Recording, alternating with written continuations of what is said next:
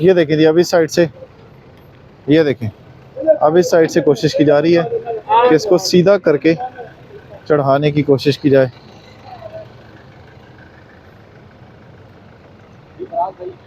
शाम से ये सिलसिला शुरू हुआ था और अब ये छठी गाड़ी है जिसे शिफ्ट करने की कोशिश की जा रही है।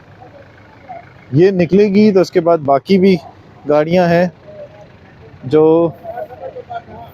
रिकवरी की इन ट्रक्स के ऊपर लाद दी गई हैं और इन्हें